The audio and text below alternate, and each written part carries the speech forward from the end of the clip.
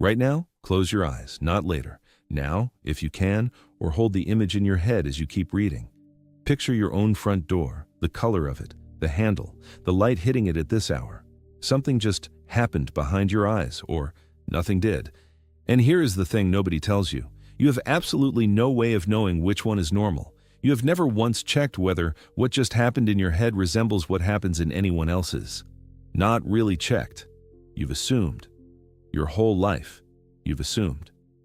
In Edinburgh in 2005, a 65-year-old retired building surveyor went in for a routine procedure, a coronary angioplasty, not brain surgery, not even close to his head. A small operation on a blood vessel near his heart, the kind of thing that happens in hospitals every day, the kind of thing you'd forget about within a year. He woke up from it, and something was different. Not his memory, not his intelligence, not his eyesight. He could still see the room, the machines, the nurse's face. That part of him worked exactly as it always had. What was gone was what happened when he closed his eyes. Before the operation, if you had asked him to picture his wife's face, he would have seen her. Not literally, not like a photograph pinned to the inside of his skull, but some private visual event, some experience he could describe as seeing. After the operation, he closed his eyes to try, and there was nothing there. Darkness, just darkness where a face used to be. He didn't lose the information. That's the part that should unsettle you. Ask him what color his wife's eyes are, and he'll tell you correctly. Ask him to describe his childhood home, room by room, and he can do it, in detail, in words. His brain still holds every fact it ever held about what things look like. What vanished was the experience of seeing them again in his mind. The knowing stayed. The seeing left. He would later be known in the scientific literature only by his initials, MX. And for a long time, MX believed something had gone catastrophically, uniquely wrong with him. A 1 in a billion glitch. A man whose mind's eye had simply been switched off by a heart procedure for reasons nobody could explain. He was wrong about the unique part, but it would take years and a small group of very patient researchers to find out just how wrong. Here's what I want you to sit with before we go any further, because it's the real subject of everything that follows. It is not really a story about vision. It's a story about the fact that your inner life, the one behind your eyes, behind your ribs, the one only you have ever had access to, has never once been checked against anyone else's. Not by a doctor, not by a scientist, not by you. You've spent your entire life using phrases like, picture this, and I can just see it, and counting sheep, trading them back and forth with other people as if you all meant the same thing. Nobody ever asked whether you did. There was no reason to ask. The words worked. Conversations flowed. You said, picture this to a friend, and they nodded, and you moved on. And it never occurred to either of you that picture this might be describing two completely different experiences happening inside two completely different skulls. I want to be upfront about something. This isn't a video about ghosts or the multiverse or anything you'd call supernatural. It's stranger than that, in a quieter way. It's about something ordinary, the inside of your own head, that turns out to have been a total mystery, hiding in plain sight for well over a century. Not hiding because anyone concealed it, hiding because nobody thought to check. The book that pulled me all the way down into this is called The Shape of Things Unseen, a new science of imagination, published in 2025 by a neurologist named Adam Zeman. Zeman has spent his career at the University of Exeter Medical School studying the brain, specifically the borderland between neurology and consciousness, the places where the machinery of the brain and the felt experience of being a person don't quite line up. And it was Zeman, more than 3 decades into that career, who ended up on the other end of a phone call about a man who could no longer picture his wife's face. I'll tell you honestly, I went into this book expecting a fairly narrow curiosity, a neurological quirk, an interesting case report, the kind you read and forget. I did not expect it to change how I picture, and I'm going to keep using that word deliberately, because you're about to find out it's doing more work than you think, how I picture my own mind. I did not expect to finish it lying awake, running my own mental images through a kind of audit I'd never once thought to perform in 30-some years of having a mind at all. Here's the shape of where we're going, though I promise you the destination is stranger than the outline suggests. MX was not a glitch. He was a doorway. Through that doorway is a condition that now has a name, a condition some of you watching this have and have never once suspected, because there was never a reason to suspect it. The word for it didn't exist until 2015. Through that doorway is also a discovery from 1880, buried and essentially ignored for 135 years, that had already found this exact fracture in human experience, and then let it drop. And at the very far end of it is an experiment involving fear itself, a discovery that some people, reading the exact same terrifying sentence as you, feel measurably less afraid, not because they don't understand the danger, but because the fear itself was never in the words. It was in the picture. And for them, no picture ever comes. We'll get there. I want to take it slowly, because it deserves to be taken slowly, and because the honest version of this story keeps surprising you right up until the end, including with a piece of it that still, today, nobody has explained. But first, go back to MX, in his home in Edinburgh, sometime after that operation, trying to describe to his doctor what was wrong with him. Not, "I can't remember," not, "I can't see." Something much harder to put into words. "When I close my eyes, there's nothing there anymore." And the doctor writing that down, not yet knowing that sentence was about to become one of the more important sentences in modern neuroscience. Let's go back further first, though, because the strange thing is, this had already been discovered once before. In 1880, by a man counting breakfast tables. His name was Francis Galton, and if you know the name at all, you probably know it from something else entirely. Galton was a Victorian polymath, a cousin of Charles Darwin, the kind of restless 19th century mind that measured everything it could get its hands on: fingerprints, weather patterns, the heights of sweet peas. In 1880, he turned that measuring instinct on something nobody had thought to measure before: the inside of people's heads. His method was almost embarrassingly simple. He asked people, men, mostly roughly 100 of them, many of them distinguished scientists of the day, plus a separate group of 172 schoolboys, to do one thing. Picture your breakfast table, this morning's or any morning's. Just bring it to mind: the tablecloth, the light coming through the window, the plates, whatever was on them. Then rate it. How vivid was it? Was it as bright and clear as the real table would have looked if you were standing in front of it right now? Fairly clear, but not as bright as reality, dim and vague? Or, and this was the option nobody expected to matter, nothing, no picture at all. Galton expected a curve. A little variation, sure. People always vary a little, but broadly clustered around, yes, of course I can picture it, more or less like really seeing it. What he got instead was chaos, actual wall-to-wall inconsistency. Some of his respondents described breakfast tables so vivid they said the memory was, in their words, comparably bright and distinct to the actual scene. Others, and this is the detail that should stop you, some of his most eminent scientific colleagues told him, essentially, that they had no idea what he was talking about, that they didn't picture anything, that they had always assumed mental image, picture it in your mind, see it in your mind's eye, were just figures of speech. Poetic language, not a description of an actual event happening behind their eyes, because for them, no event was happening. Sit with that for a second, because it's worth sitting with. These weren't undereducated men unfamiliar with introspection. These were, in several cases, some of the sharpest scientific minds in Victorian England, replying to a survey about their own inner lives and discovering, some of them for the first time, in the act of answering the question, that they might not have an inner visual life at all. Or at least, not the kind other people apparently meant when they used the same words. Galton published it. Statistics of Mental Imagery in the journal Mind in July of 1880. He'd found something real. He'd found, with nothing more than a questionnaire and some careful tabulating, a fault line running straight through human experience.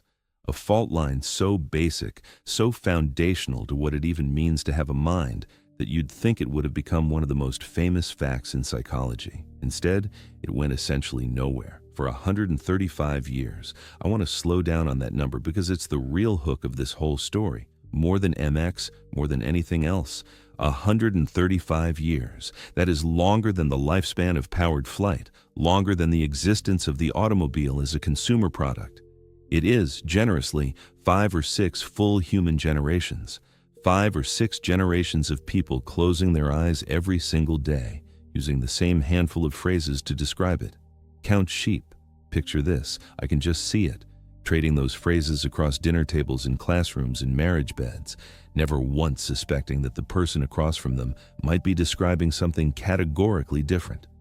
135 years of a fracture sitting right there in ordinary conversation, undetected, because nobody built the follow-up question.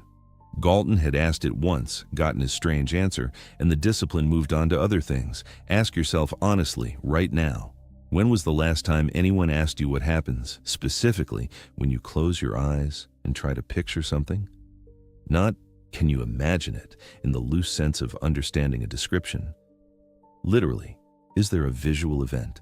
Is there brightness, color, shape behind your eyelids?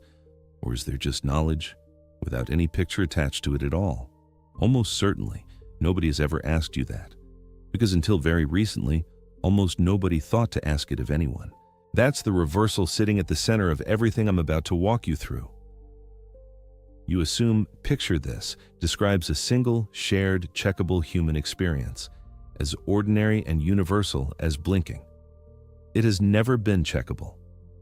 Not for you, not for the person sitting next to you right now. And for over a century, for some fraction of the people using that exact phrase, in that exact tone of easy confidence, there was nothing happening in their heads when they said it at all. Now, hold that fact next to MX, because here's where the story stops being a 100-year-old curiosity in a Victorian journal and becomes something closer, something happening to a living person in a hospital in your own lifetime. MX had never heard of Galton's survey. Why would he have? Almost nobody had. What MX had was a doctor listening to him describe something that sounded, frankly, almost impossible to describe well in ordinary language, the sudden absence of an experience rather than the presence of a new symptom. It's a strange kind of complaint to bring to a physician, not, "This hurts," not, "I can't move this." Instead, "There used to be something behind my eyes when I closed them, and now there isn't." Adam Zeman took that seriously. And because he took it seriously, he did something almost nobody had done for MX's kind of experience before. He tested it, rigorously. Zeman put MX through a battery of imagery tasks, the standard tools psychologists use to probe how someone manipulates visual information in their head. And then, crucially, he put MX in an fMRI scanner while showing him photographs of faces, including faces MX knew well. Here's what the scan found. And I want you to really picture this, because it's the crux of the entire mystery, the piece that makes it genuinely hard, even now, to explain. When MX looked at an actual photograph of a face, the parts of his brain that process faces, the visual machinery near the back and underside of the brain that normally lights up strongly when anyone, imagery or not, looks at a face, activated in something close to a normal pattern. His brain was still doing face recognition, still doing it well. He could correctly identify people. He could correctly answer detailed questions about what his family members looked like, working entirely from memory, with no photograph in front of him at all. What had changed was only what happened when he tried to generate that image himself, from the inside, with his eyes closed, with nothing external triggering it. There, and only there, the lights didn't come on. Not damage to the eyes, not damage to the parts of the brain that process faces when they're actually shown one. Something much stranger and much more specific, a complete dissociation between knowing what a face looks like and experiencing that face appear before your mind's eye. Let that distinction sit for a moment, because it's easy to blur past it, and it's the whole point. Visual knowledge and visual experience are not the same thing, running on the same wire. You can have one without the other. MX still had all the knowledge, the experience, the felt event of seeing something that isn't physically there. It simply stopped happening. Zeman published the case in 2010. And this is where the story does something I did not expect when I first read it, something that turned this from a single strange medical case into a discovery about an entire hidden population. Zeman's paper was picked up by Discover magazine, and the coverage did what science journalism sometimes does best. It put a strange, specific human story in front of an enormous general audience, and the letters started arriving. Not letters about MX. Letters from people who did not have his history at all. No heart procedure, no sudden onset, no before and after. People who wrote in to say, "I have never, in my entire life, been able to picture anything behind my closed eyes." I thought that was just a figure of speech everyone used. I did not know it was describing something real that most people actually experience. I did not know, until I read this article about a stranger in Scotland, that there was anything unusual about me at all. Think about what that means for a moment, because it's easy to read past it too quickly. These were adults, grown men and women who had gone their entire lives, through school, through relationships, through every conversation that ever used the words imagine or picture or visualize, without knowing they were the exception. Not because they'd hidden it, not because they were embarrassed by it, because there was no reason for it to ever come up. Everyone uses the same words. Everyone nods along. Nobody checks. Some of them, reading about MX, must have felt something close to what I felt reading Galton's Victorian Scientists, insisting mental image was just a phrase, a strange retroactive vertigo, realizing that a description of yourself existed out in the world and you had simply never encountered it before because the world had never built the vocabulary to hand it to you. This is the part of the story where I have to be honest with you about something, because the channel this comes from only works if I'm straight with you about what's proven and what isn't. What's proven, rock solid, is the dissociation itself, the fact that knowing and seeing can come apart, that MX's brain lit up normally to real faces and stayed dark to imagined ones. What is not yet settled, what nobody has a clean answer for, is why. Why does the felt experience of imagery drop out while the underlying visual knowledge, and even a good deal of the underlying visual processing, stays intact? That is an open question. It has been an open question since 2010, and it remains one today. I'm not going to pretend otherwise, and neither does the neurologist who found it. Zeman didn't stop at MX. Over the years that followed, working with colleagues Michaela Dürr and Sergio Della Sala, he assembled a larger group, people who wrote in, people who came forward, people who, like MX, had gone through life believing "picture this" was simply a metaphor. In 2015, that work got a name. Two names, actually, sitting on either end of a spectrum nobody had properly mapped before. The first is the one this whole video is named for: aphantasia, the absence or near absence of voluntary visual mental imagery. The condition of closing your eyes and getting nothing. Not blackness experienced as a color, exactly, more like the visual equivalent of silence, no picture of any kind on command. The second sits at the opposite pole, hyperphantasia. Imagery so vivid, so close to the real thing, that some people who have it describe genuine difficulty telling, in the moment, whether they are remembering a scene or actually looking at one. And here's what I need you to understand about where those two poles put the rest of us. Everyone else, the overwhelming majority of people, including, statistically, most of you watching this right now, sits somewhere in between. A spectrum, not a light switch. Some mental images dimmer than others. Some people who'd call their inner pictures vivid, but would still be startled to learn how much more vivid another person's are. Somewhere on that line is where you live, and until this moment, you had almost certainly never located yourself on it. I want to give you a way to actually feel this rather than just hear about it, because otherwise this stays abstract, and abstract is exactly the failure mode this deserves to avoid. Close your eyes again, actually do it, or hold perfectly still and picture it as you read, and bring up an apple. Not the word apple, the object. Try to see it. Ask yourself, honestly, brutally honestly, what actually happened. Was there color? Was there a red, a specific red, sitting somewhere behind your eyes with a shape and a shine on its skin? Or did you simply know, instantly and correctly, Everything an apple looks like. Its color, its shape, the little dimple where the stem goes in, without anything resembling a picture accompanying that knowledge at all? Both answers are common. Both are, as far as anyone currently knows, completely normal ways for a human brain to be built. That's worth saying plainly, because it would be easy for this video to drift into treating aphantasia as a deficiency, a broken version of a correct experience. It isn't. Zeman's own research treats it as a variation, not a malfunction, one end of a spectrum of normal human minds, not a smaller, worse copy of everyone else's. But, and here's where the story turns. Here's the first loop I want to leave open for you.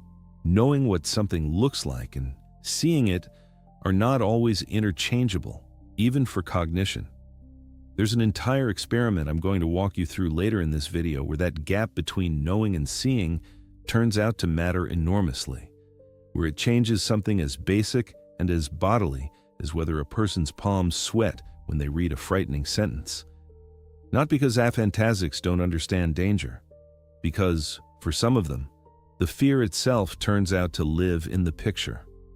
And no picture comes. Hold on to that. We're not there yet. First, there's a more basic question sitting underneath all of this, one that should be nagging at you by now if it isn't already.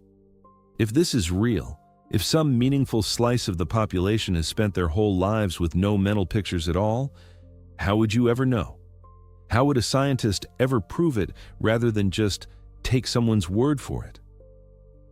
Because here's the uncomfortable truth sitting at the center of this entire subject. The one Galton's Victorian survey and Zeman's modern case reports both eventually run into: there is no window into another person's head. None. Not one that's ever been built. When someone tells you, "I don't see anything when I close my eyes," you are taking that entirely on faith.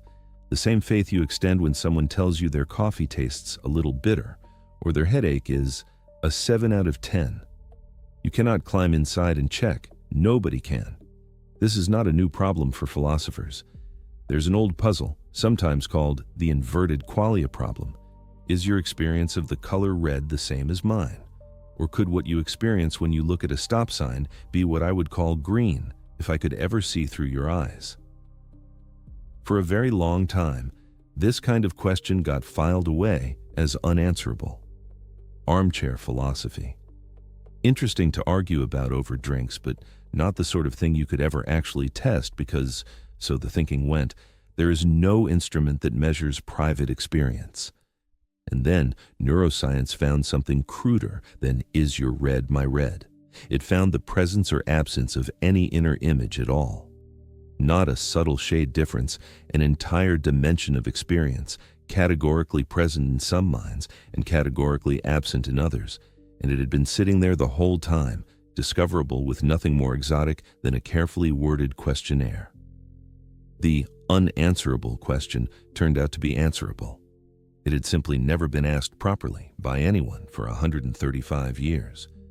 I want to flag something here, because the channel I'm making this for lives or dies on being honest about this distinction. That framing, the idea that neuroscience just walked in and answered a question philosophy had given up on, is my own synthesis of what these findings mean.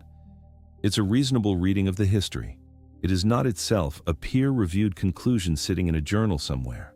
I want to be upfront about that line, because it's exactly the kind of line this video cannot afford to blur. But even granting that the deeper philosophical puzzle is your subjective experience really, truly identical to mine, down to the last shade of red, remains genuinely open. Something concrete did get answered, whether there is any picture at all. That much, researchers found a way to actually measure, not by asking, by testing. The test that finally did it belongs to a researcher named Joel Pearson, whose lab has spent years building instruments that don't ask you to describe your inner life. They measure its footprint instead. Here's the setup, and I want to walk through it slowly, because the elegance of it is easy to miss if you rush past it. Pearson's technique uses something called binocular rivalry. You show one eye a red pattern and the other eye a green pattern at exactly the same time through a viewer that keeps each eye seeing only its own image. Your brain cannot fuse these into a single blended picture. red and green don't merge into some third color the way you might expect.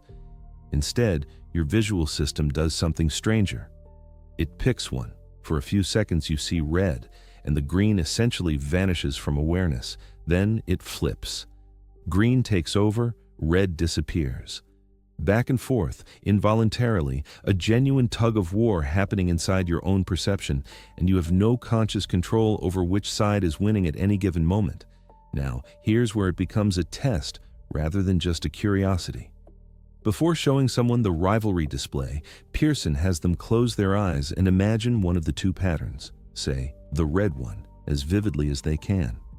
Then he shows them the rivalry display, red in one eye, green in the other, and asks which one they see first and for how long.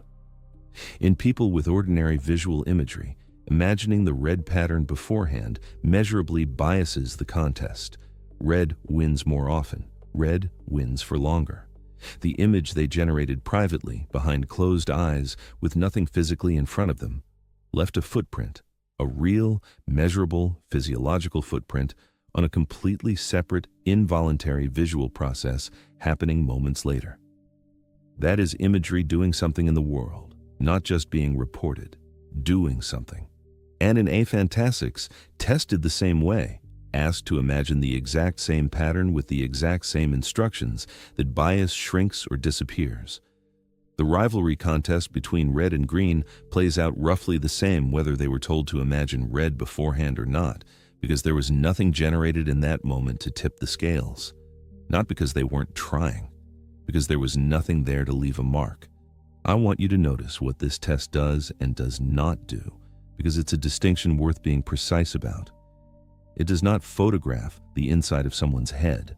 Nobody has built that machine, and nobody is close to building it. What it does is catch the shadow imagery leaves behind, the downstream ripple of a private event measured on something external and objective, a contest between two colors that the person cannot consciously steer. It's the difference between seeing a fire and seeing smoke rising from behind a hill. You still haven't seen the fire itself, but you now know for certain that something is burning, or that nothing is. That distinction, shadow, not the thing itself, matters enormously for how honestly we can talk about any of this, and Pearson's group has kept refining the technique since, sharpening the binocular rivalry method as recently as 2025 to make that shadow easier to detect and harder to fake or fumble. But even sharpened, it remains indirect, an effect of the phenomenon, not a window onto the phenomenon. Here's the part I didn't expect when I first came across this, the part that turned a neat perceptual party trick into something with real stakes for how a person moves through their own emotional life. If imagery can nudge which color wins a rivalry contest, what else might it be quietly doing backstage that you've never had a reason to notice? Think about the last time a book or a story genuinely frightened you. Not a jump scare in a film, where the fear is manufactured by a loud noise and a cut to black.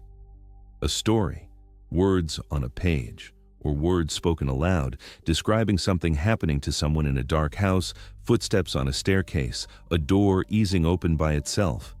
Where does that fear actually come from? You know, intellectually, that nothing is happening to you. You are sitting in a chair or lying in bed, perfectly safe. And yet your heart rate climbs anyway. Your skin prickles. Something in your body responds to a sentence as though it were an event. Ask yourself, honestly, what's happening in the moment that fear arrives? Is it the words themselves doing it? The raw information, footsteps, staircase, door? Or is it the picture those words trigger? The little private film that plays without your permission the instant you read, "The door eased open by itself"? For most people, that question feels almost impossible to separate out, because the words and the picture arrive together, fused, instantaneous. You can't easily peel one away from the other to see which one is actually carrying the fear, unless, of course, you happen to be someone for whom the words arrive completely alone. That's exactly the question a study set out to answer in 2021. Researchers Rebecca Wicken, Rebecca Keogh, and Joel Pearson, the same Pearson from the rivalry work, turning their instruments now toward something as visceral as fear itself.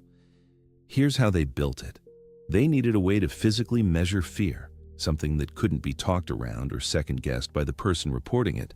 So they used a measure called skin conductance, tiny electrodes tracking the electrical changes in the skin that come from sweat gland activity, the same basic principle behind old-fashioned lie detectors. It's not a measure of what you say you feel. It's a measure of what your nervous system does underneath conscious control in the moment fear actually arrives. Then they split the frightening material into two completely different forms. In one condition, participants read frightening first-person scenarios, written scenes, narrated in the second person, walking the reader through something unsettling happening to them, the kind of prose built to trigger exactly the sort of private mental film I just described. In the other condition, participants were simply shown frightening photographs, real images already fully formed, requiring no internal generation at all, because the picture was sitting right there in front of their eyes on a screen. Now picture the two groups side by side, people with ordinary visual imagery and aphantasics, both wired up to the same electrodes, both going through both conditions. When the frightening material came as a photograph, already a picture, nothing to generate, both groups responded. Skin conductance rose in aphantasics and imagers alike, roughly in step. The photograph didn't require anyone to build anything internally. The fear arrived the same way it would for anyone looking at something alarming with their own two eyes. But when the frightening material came as a written scenario, words only, no image supplied, everything dependent on what the reader's own mind did with those words, the two groups came apart. People with typical imagery showed the fear response you'd expect. Rising skin conductance, their bodies treating the described danger as something worth reacting to, even though they were sitting safely in a lab chair the whole time. Aphantasics, reading the identical sentences, describing the identical danger, showed a flattened response, measurably lower. Not because they failed to understand what the words meant, they understood the danger perfectly well, the same way MX understood exactly what his wife's face looked like. They simply weren't generating the private film that, for most people, is where the fear actually lives. Say that back to yourself slowly, because it's a genuinely strange thing to be true about a human nervous system. The exact same information, the exact same sentence about the exact same threat, produced a measurably different bodily reaction depending on whether a picture came with it. The fear wasn't in the words. It was in whatever the words managed to conjure. And for some people, nothing gets conjured at all. I keep coming back to a comparison for this because it's the clearest way I've found to hold on to it. Imagine two people reading the same page of a novel, a scene where someone is being followed down an empty street at night. Both readers understand every sentence. Both could pass a quiz on what happened, in what order, to whom. But for one of them, there's a film running behind their eyes as they read. The empty street, the streetlight, the footsteps closing in. And for the other, there's only the information arriving cleanly with nothing playing alongside it. Only one of those two readers has anything resembling a matinee going on in their head, and the study found that only one of those two readers' bodies actually flinched. This is the moment in researching this that genuinely stopped me, because it reframes something I'd always assumed was simple. I'd always thought of fear from a story as a fairly automatic thing. You read the scary sentence, your body reacts, end of story. It never occurred to me that the reaction might be routed entirely through a private visual step that some readers simply don't have, and that this step, not the words themselves, might be doing almost all the emotional work. And notice what this experiment quietly proves, and what it very carefully does not. It shows that imagery, specifically, is the missing ingredient for fictional fear. Not some general blunting of emotion in aphantasics, not a colder personality, not a diminished capacity to feel things generally. The photograph condition rules that out directly. Shown a real frightening image, aphantasics felt exactly what anyone would feel. The deficit is narrow and specific. It only appears when the fear has to be self-generated from words rather than delivered ready-made. I want to pause here and be fair to a piece of this that's easy to rush past in the excitement of a clean result. because the channel this comes from only works if I don't oversell the tools we've got. Almost everything in the last 20 minutes rests at some level on people answering questions about their own minds. Even Pearson's rivalry test and the fear study needed a starting point, a questionnaire called the Vividness of Visual Imagery Questionnaire, built by a researcher named D.F. Marks back in 1973, decades before anyone had coined the word aphantasia. It asks you to rate on a scale how vivid different imagined scenes feel to you. And here's the honest complication. When you give that questionnaire to a large group of people, you don't get two neat piles, imagers here, aphantasics there. You get a smooth, continuous slope, a gradient, not a cliff edge. Vivid at one end, faint at the other, nearly everyone in between. And aphantasia, as a diagnosis, is essentially a line drawn somewhere along that slope, below which someone gets the label. That raises a real question, and it's worth naming plainly rather than glossing over. Are the people below that line truly generating no imagery at all? Nothing happening, full stop? Or could some of them be generating something faint, something present, that they simply don't have good enough introspective access to notice or describe? Put another way, is aphantasia a hardware absence or a reporting problem? An inability to look inward accurately rather than an inability to picture anything at all? Two people could apply completely different personal standards to the word seeing and land in different places on the same questionnaire while having more similar internal experiences than the label suggests. This is exactly why Pearson built the rivalry test and the fear study in the first place. To get past self-report entirely and measure something objective, something a person can't simply misjudge about themselves. And those tests do narrow the gap. They give real, physiological weight to the idea that something genuinely different is happening, not just being described differently. But narrow isn't the same as close. Even the rivalry test and the skin conductance study are measuring effects downstream of imagery. The shadow again, not the fire. Nobody has built an instrument that looks directly at the felt experience itself and settles, beyond doubt, whether it's fully absent or just faint enough to slip under the floor of what a person notices about themselves. That gap is real. It's live in the research literature today, and I'd be lying to you if I pretended it was closed. There's a second loose thread sitting right next to it, one that I have to tell you up front I cannot resolve for you, because nobody can resolve it yet. Many people who identify as aphantasic, who report absolutely nothing behind their eyes during waking, deliberate imagination, also report vivid, fully visual dreams, chases, faces, landscapes, in color while asleep. Sit with how strange that is for a moment. If the machinery for generating visual experience were simply gone, switched off, absent, you'd expect it to be absent everywhere, awake or asleep. Instead, for a meaningful number of aphantasic people, it seems to come roaring back the instant they lose conscious control of it. Nobody has a tidy explanation for that. It doesn't fit cleanly into the story I've just told you, the one about knowing and seeing coming apart, about MX's intact face-processing regions sitting right next to his absent phenomenology. If anything, the dreams make that story more complicated, not less, because whatever generates a dreamed face apparently still exists, still works, and only refuses to switch on when the person is awake and asking it to, on purpose. I'm not going to pretend there's a satisfying resolution here, because there isn't one. It's one of the genuinely open threads in this entire field, and it will stay open until someone finds a way to study the sleeping brain with the same precision Pearson brought to the waking one. I want to hold both of those complications in view, honestly, rather than smoothing them out for the sake of a cleaner story. Because what's coming next is the part of this that reaches past neuroscience entirely, into a much older argument, one that philosophers have been having for a very long time, convinced it could never actually be settled. Here's the collision, and it's worth feeling the full force of it rather than skimming past it. Philosophy has a long tradition of imagining variation in private experience and then throwing up its hands at the question of ever proving it.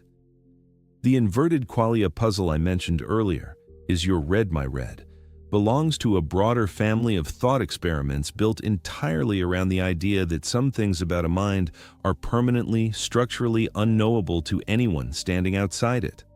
Not difficult to know. Impossible. The argument usually runs like this. Even if you and I behave identically, use the same words, agree on which objects are red and which are green, there is no conceivable experiment that could ever tell you whether the private quality of my experience matches yours. It's not a measurement problem waiting on better instruments.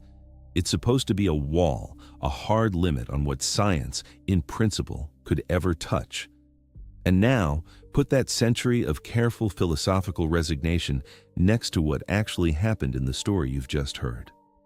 A neurologist takes a strange complaint from a man who can no longer picture his wife's face seriously enough to scan his brain. 135 years earlier, almost forgotten, a Victorian polymath had already found the same fracture with nothing more than a mailed questionnaire about breakfast tables. And decades after that, a vision scientist in Australia built an instrument, 2 colors, one to each eye, fighting for dominance, that could catch the actual physical footprint of a private mental event without ever having to trust a single word the person said about it. The philosophers were arguing about whether your red could ever be proven different from mine. Nobody was arguing about whether some people simply had no red at all, no image at all, because nobody thought to check. And when someone finally did check, using tools far cruder than anything needed to settle the philosopher's original puzzle, the answer came back clean, measurable, and real. An entire dimension of human experience, present in most minds and genuinely absent in others, sitting undetected for over a century inside conversations everyone assumed were perfectly mutual. I want to be careful and precise about what that does and doesn't mean, because it would be easy to overreach here. It doesn't mean the philosopher's original question, whether your redness matches mine down to the last shade, has been answered. It hasn't. That deeper question about the exact texture of subjective experience remains genuinely, perhaps permanently, difficult to settle. What it does mean is that the broader assumption underneath the philosopher's resignation that private experience is simply too slippery for science to ever get a grip on, so don't even bother trying, turned out to be wrong in at least this one enormous concrete case. The wall wasn't as solid as advertised. Somebody found a door in it.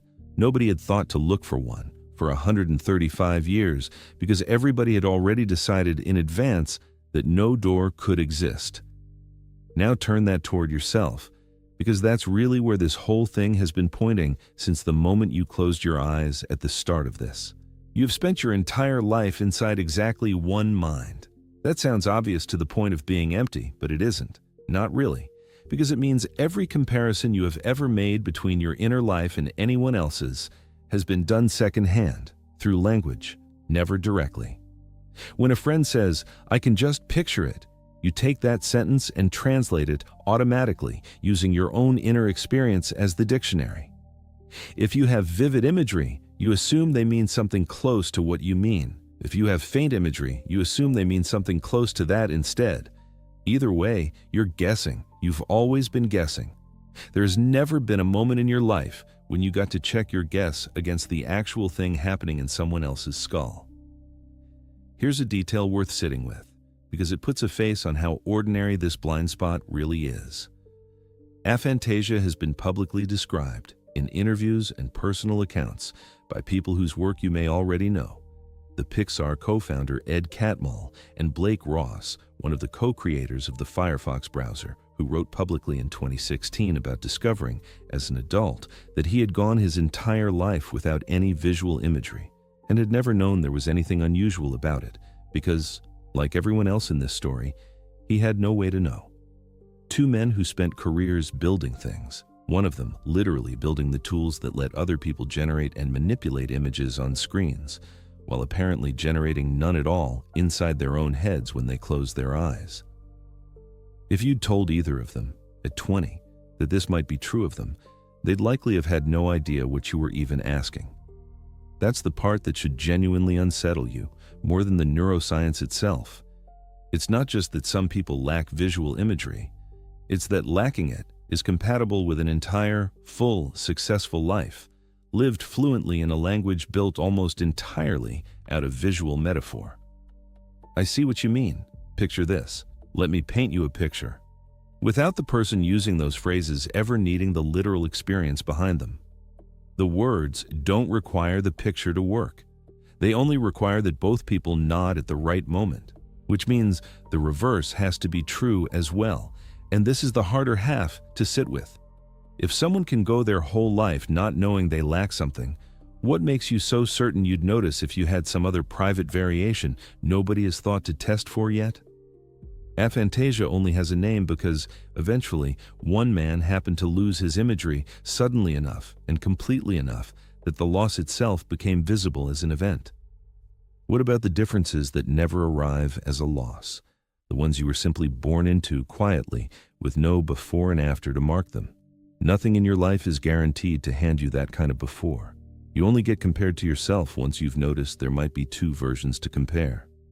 There's an old idea about your visual field that maps onto this almost too neatly to be a coincidence. Somewhere near the center of each of your eyes, there's a small patch with no light-sensing cells at all, a genuine blind spot, a hole in your vision, sitting there right now as you read this. You have never once seen it. Not because it isn't there, but because your brain quietly fills the gap with whatever pattern surrounds it, seamlessly, without asking your permission or announcing what it's done. You have lived your entire life with a hole in your sight that you have never once experienced as a whole, because the covering over happens before it ever reaches your awareness. Now ask yourself whether something like that could be true of an entire dimension of experience, not just a few degrees of visual field. If your brain can paper over a literal gap in your retina so completely that you need a diagram and a deliberate exercise to even prove it's there, what else might it be quietly smoothing over? Not covering with a false image, but simply not registering as missing at all, because there was never a felt absence to notice? Aphantasics didn't walk around feeling a hole where imagery should be. Many of them report no sense of lack whatsoever, right up until the moment somebody else described what they'd apparently been missing. Think for a second about everything in your own life that has ever depended on you, trusting that your private words matched someone else's private experience. Every time you told a doctor your pain was a 6 out of 10. Every time you agreed a color was warm rather than cool. Every time you said you understood exactly what a friend meant by grief or love or dread, based on nothing but your own version of those words held up against theirs, with no way to hold the actual experiences side by side. You've been operating your entire life inside something close to a courtroom with only one witness allowed to testify, ever, about what's actually happening inside them. No cross-examination possible, no second witness to call, no evidence but the words the one witness chooses to offer, and you, the jury, deciding every single day to believe them. And for over 100 years, on this one particular question, the picture behind your closed eyes, that courtroom convicted no one and acquitted no one because nobody had even realized there was a case to bring. Galton opened the file in 1880, and then, in effect, the file was closed and forgotten for 5 generations. It reopened by accident in a hospital room in Edinburgh because one man's heart procedure happened to sever a connection nobody knew was severable, and he happened to have a doctor patient enough to ask the right follow-up question. Tonight, when you lie down and close your eyes to fall asleep, you're going to do the thing you've done every night of your life without a second thought. Somewhere in the dark, before sleep actually arrives, you may see something. A stray fragment of the day, a face, a room, colors drifting behind your eyelids uninvited. Or you may see nothing at all, only the ordinary blankness of eyes shut in a dark room, exactly as it has always been for you, exactly as it has never once occurred to you to question.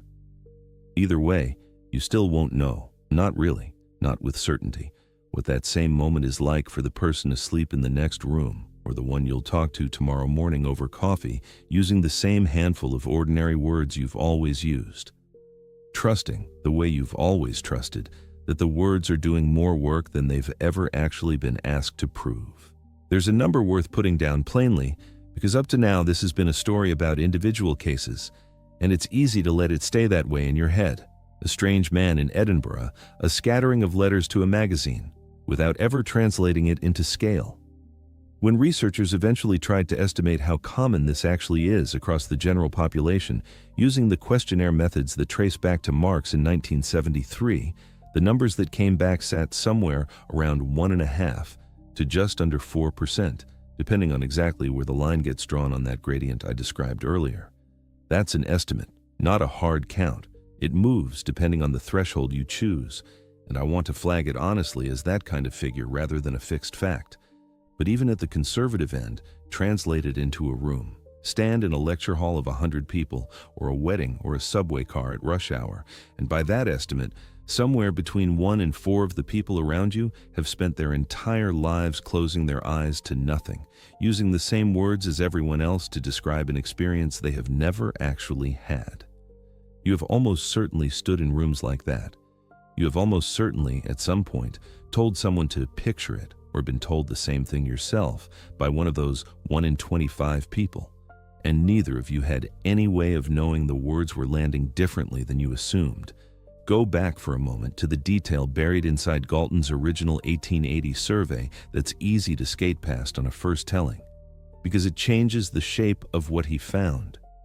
He didn't only survey adult men, distinguished scientists among them, the group whose blank replies have rightly become the most quoted part of the story. He also sent a version of his questions to 172 schoolboys. Children, essentially, still years away from the kind of adult self-consciousness that might make someone hedge an answer to sound more sophisticated or assume a philosophical trick was being played on them. And the schoolboys' answers scattered across the same wild range as the adults did. Vivid for some, faint for others. Nothing at all for a portion of them, reported as plainly and unself-consciously as a child reports anything. That detail matters, because it knocks out one of the easiest ways to dismiss Galton's result. You could imagine a version of this story where the blank reports came only from a handful of hyper-intellectual Victorian scientists overthinking a simple question, second-guessing themselves into a strange answer, philosophers by temperament, even when asked as a matter of biology. The schoolboys make that explanation much harder to sustain. Children, asked plainly whether they could picture their own breakfast table, gave the same range of answers, including the same reports of nothing at all. Whatever this fracture is, it was never a symptom of overthinking. It was there in 172 boys who almost certainly weren't thinking about their own minds in any complicated way whatsoever. They were just answering a question about breakfast. Sit with the ordinariness of that scene for a second, because it's easy to let the strangeness of the finding overshadow how mundane the setting actually was. A schoolmaster, or Galton himself, or some intermediary, handing out a piece of paper. A row of boys at desks, being asked to think about the table they'd eaten breakfast at that same morning. The toast, the jam, whoever was sitting across from them, the particular slant of light through a particular window in a particular house. Most of them closing their eyes, or not bothering to, and simply answering. No sense of occasion, no sense that this piece of paper would end up, a century and a half later, as one of the first pieces of hard evidence for a fracture in human experience that an entire scientific discipline would eventually have to reckon with.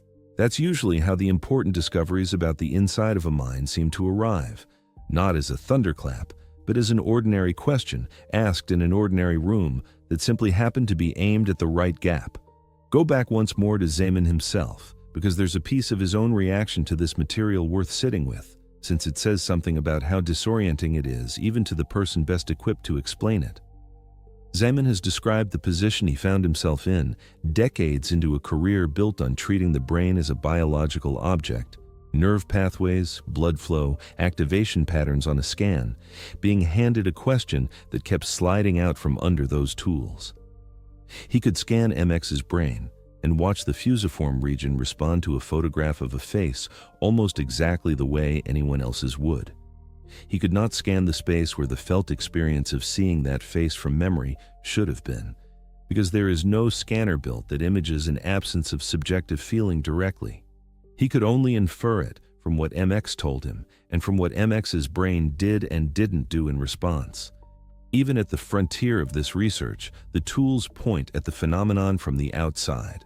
Nobody, not even the man who named the condition, has found a way to stand fully inside another person's experience and confirm it directly. There's an honesty in that limitation worth naming, rather than smoothing over for the sake of a tidier story. The most rigorous scientist working on this problem, with 3 decades of neurological training and an fMRI scanner at his disposal, still ultimately has to take a patient's word that the darkness they describe is real, and then build every subsequent test as an attempt to corroborate that word indirectly. That's not a weakness unique to this field. It's the condition of studying any private experience at all. It simply becomes impossible to ignore once the private experience in question is something as basic as whether there's a picture behind your own eyes. Think about what kind of a channel that leaves open, even now, even with the rivalry test, even with the skin conductance electrodes. A channel exists for someone to be systematically mistaken about their own inner life for their entire life, corrected only by accident, a stray magazine article, a chance conversation, a moment where somebody else's description of their own mind happens to land close enough to yours that you notice, for the first time, a discrepancy that was there all along.